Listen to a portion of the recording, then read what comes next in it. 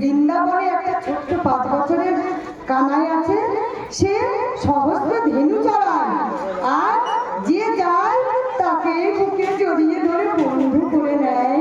তখন সেই বাচ্চাটা যখন পাঠ শেষ হয়ে যায়, সব মায়েরা বাড়ি চলে যায়, সে বাচ্চাটা আর ওখান থেকে ওঠে না। সে বাচ্চাটা তখন অঝোর সে কাঁদছে যে আমার তো কোনো বন্ধু নেই, ওইরকম যদি আমার একটা বন্ধু থাকতো, আমি কি সুন্দর ধেনু চড়াতাম, আমি বন্ধুর সাথে আলিঙ্গন করতাম, বন্ধুর সাথে আমি খেলা করতাম। আমার তো বাবা নেই, আমার মা গরিব, আমার সাথে কেউ খেলা করে না, কেউ আমাকে বুকে টেনে নেয় না। ওই কানাই সবাইকে বুকে টেনে নেয়, আমি তাহলে ওই কানাইয়ের কাছে যাব? বলছে আর অজস্রী কান্না করছে। তখন যে পাঠক সে তখন তার একটু দেখতে পেয়ে বলছে, বাবা তুমি কান্না করছো কেন, তোমার কি হয়েছে?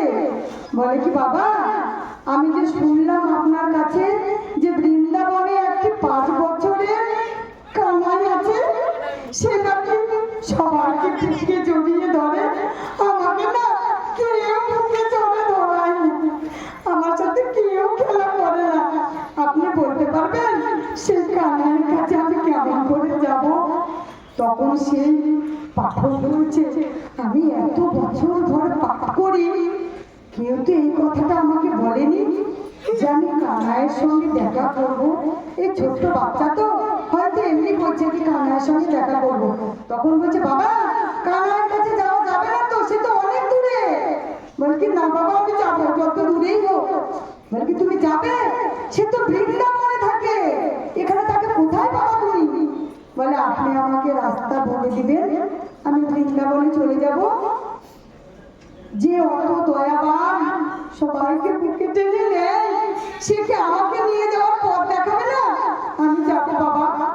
তখন বলছে, তুমি যাবে? সেই ব্রাহ্মণটা বলছে, জানি না এই বাচ্চাটা হয়তো আর একজন কেউ হলেও হতে পারে, এই কলিযুগে অবতার হিসেবে। তখন বলছে যে, বাবা তুমি যাবা? তুমি তো যেতে পারবা না বাবা, মানে ছোট বাচ্চা তো বারবার করে ভোলাচ্ছে, যাতে ওই দিক থেকে ভুলে যায়। বলবে, তুমি যেতে পারবা না বাবা, তুমি কয়েকদিন পরে আমার সঙ্গে দেখা করো, আমার এখন অতটা মনে নেই, ছেলেটার বাড়ি আমি ভুলে গেছি, আমি একটু মনে করে তোমাকে আমি বলে দেবো। ঠিক